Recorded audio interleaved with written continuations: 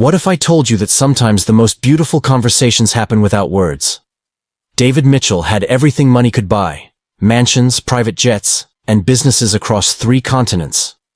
But at 42, this tech billionaire was about to discover that his 7-year-old son had been living in a world of silence he never knew existed. It started on an ordinary Tuesday morning at Rosie's Diner, a small family restaurant David visited weekly for their famous apple pie. He'd always brought little Oliver along, watching his boy color quietly at their usual corner booth. David thought Oliver was just shy, preferring crayons to talking with strangers. But that morning, something caught his eye that would change everything he thought he knew about his son. A waitress was moving her hands in beautiful patterns, and Oliver's face was lighting up like Christmas morning. "Where are you watching from? Tonight?" David had built his fortune by paying attention to details others missed, but somehow he'd missed the most important detail of all. Oliver had been born with serious hearing loss, something the doctors had explained years ago. But David had thrown himself into finding the best treatments and top specialists instead of simply learning to communicate with his son.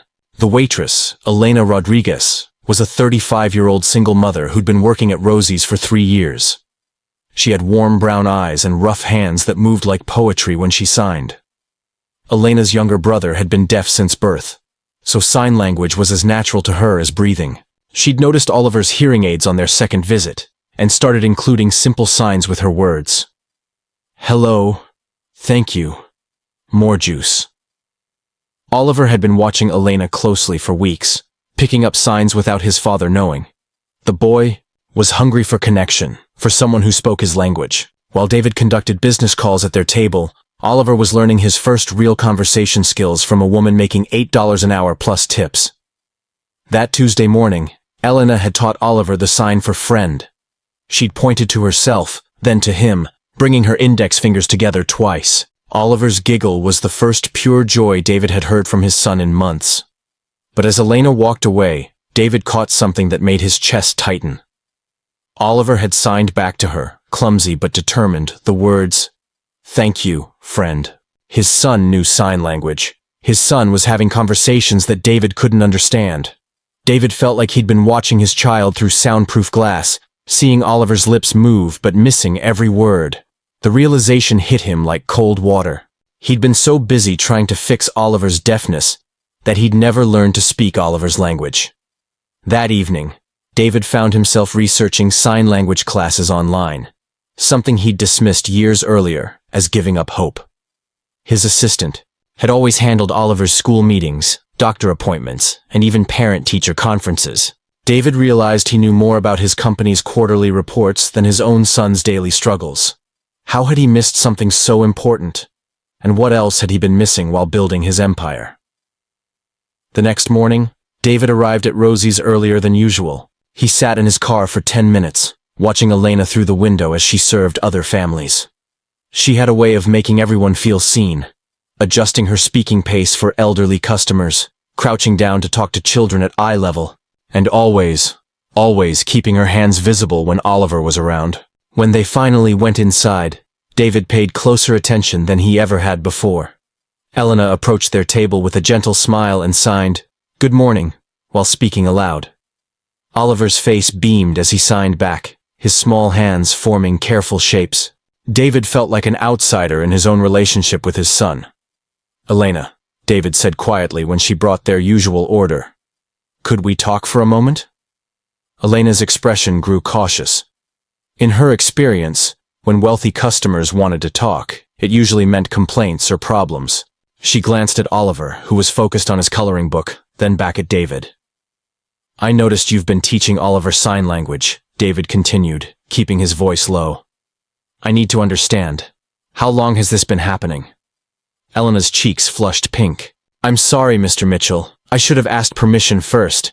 I just thought Oliver seemed lonely, and my brother Tony is deaf. So I know how hard it can be when people don't understand.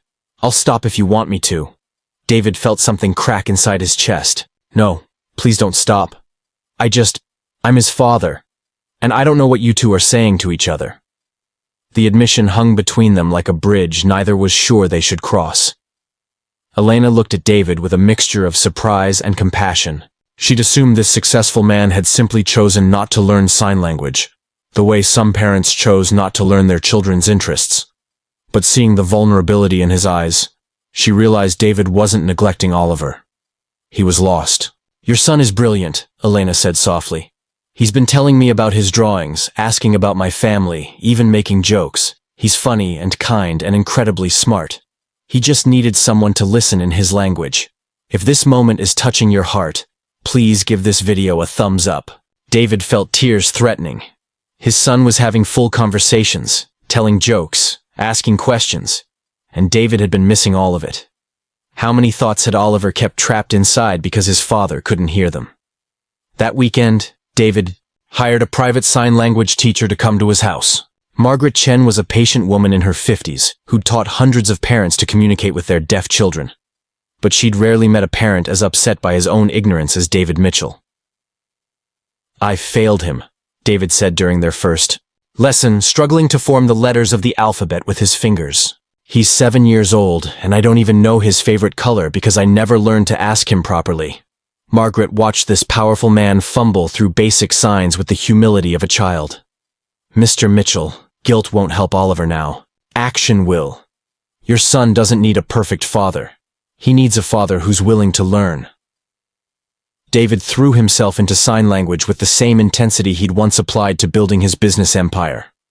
He practiced during conference calls, studied flashcards between meetings, and watched online videos until his eyes burned. But learning a new language at 42 was harder than buying companies or making billion-dollar deals. The breakthrough came on a Thursday evening. Oliver was sitting on his bedroom floor building with blocks when David approached and clumsily signed, "Can I play with you?" Oliver looked up, startled. His father had never attempted to sign before. The boy nodded enthusiastically and patted the floor beside him. For the next hour, they built a tower together, communicating through gestures, facial expressions, and David's broken attempts at sign language. When Oliver signed, "I love you, Daddy," clear and confident, David couldn't hold back his tears anymore. "I love you too, son," David signed back, the movements shaky but sincere. But David's emotional journey was just beginning. That night, he realized how much Oliver had been protecting him. The boy had learned to cope with his father's absence from his inner world, never complaining, never demanding attention. Oliver had simply found other people, like Elena, who could speak his language. David began spending more time at Rosie's, not for the pie, but to watch Elena and Oliver communicate. He saw how his son's personality came out when he could express himself freely. How animated he became. How his sense of humor sparkled. How many questions he had about the world. Have you ever realized you'd been missing something important about someone you love? Share your thoughts in the comments below. The hardest part wasn't learning signs. It was accepting how much of Oliver's childhood he'd already missed while believing he was doing what was best. 3 months later, David walked into Rosie's with a surprise. He'd been practicing for weeks, working with Margaret on a special conversation he wanted to have with Oliver. But first, he needed to talk to Elena. "I owe you an apology," David signed to Elena, his movements much smoother now. "And a thank you." Elena nearly dropped her coffee pot. She'd watched David's progress from a distance, seeing him practice signs, while waiting for Oliver after school, noticing how much more animated Oliver had become during their visits. But she hadn't expected this. "You gave my son his voice back," David continued, switching between signing and speaking. "You gave him a friend when I didn't even know he needed one. You saw him when I was too blind to look." Elena's eyes welled up. "Mr. Mitchell, you don't owe me anything. Oliver is special. Any parent would be lucky to have him." "David," he corrected gently. "Please call me David, and I have something to ask you." Oliver had been watching this exchange with growing excitement. His father and his friend Elena were talking together, really talking, and he could understand every word. David knelt down to Oliver's level and signed, "Son, I'm starting a foundation to help other families like ours. Families where parents need to learn to communicate better with their children. Would you like Elena to help us run it?" Oliver's face exploded with joy. He looked between his father and Elena, then signed rapidly. "Elena, please say yes. Daddy learned my language. We can all talk together now." Elena covered her mouth with her hands, overwhelmed. I don't know anything about running a foundation," I don't know much about raising a deaf son, David replied. But I'm learning that the most important things can't be bought. They have to be built with patience, love, and people who care enough to bridge the gaps between us. The Mitchell Foundation for Deaf Communication would go on to help thousands of families. But it started in that moment, with a father learning to say "I love you" in his son's language, and a waitress whose kindness had built a bridge across silence. If you've been touched by this story, please subscribe to our channel for more heartwarming tales like this one. But the most beautiful moment was still to come, when Oliver signed to both of them. Now, we're all friends. 6 months later, the grand opening of the Mitchell Foundation's first community center was unlike any corporate event David had ever hosted. Instead of champagne and business cards, there were families signing together, children teaching parents new words with their hands, and laughter that needed no translation. Elena, now the Foundation's Director of Family Services, stood beside David as they watched Oliver lead a group of children in a signing game. She wore a simple blue dress instead of her waitress uniform, but her hands still moved with the same gentle poetry that had first caught David's attention. "I never imagined my life could change so completely," Elena said, her voice soft with wonder.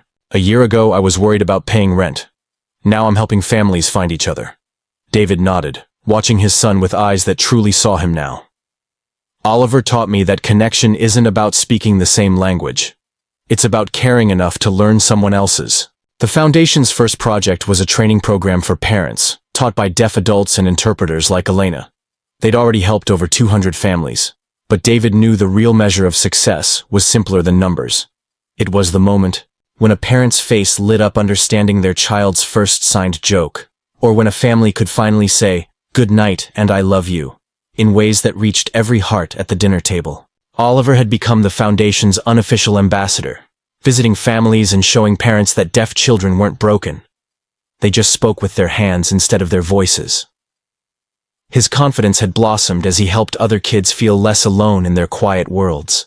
As the celebration continued around them, David reflected on how much his definition of wealth had changed. His bank account was actually larger now than before. The Foundation's work had attracted positive attention to his businesses. But that wasn't what made him rich anymore. Wealth was Oliver running up to him after school, excited to share stories about his day in rapid, confident signs. Wealth was understanding Elena's brother Tony's dry humor and watching Oliver laugh at his uncle's signed jokes. Wealth was belonging to a community he'd never known existed, filled with people who'd taught him that different didn't mean less than. That evening, as they drove home from the celebration, Oliver signed from the back seat. "Daddy, I'm proud of you for learning my language." David had to pull over because his eyes were too blurry with tears to drive safely. In the rearview mirror, he watched his son's patient, loving smile and realized that Oliver had been proud of him all along, even when David couldn't hear him say it. The Foundation's motto, suggested by Oliver himself, was simple. Every child deserves to be heard. But David knew the deeper truth. Every parent deserves to learn how to listen. If this story moved you, please like this video, share your own experiences in the comments, and subscribe for more heartwarming stories. Thank you for joining us on this journey of connection, understanding, and the beautiful language of love that speaks to every heart.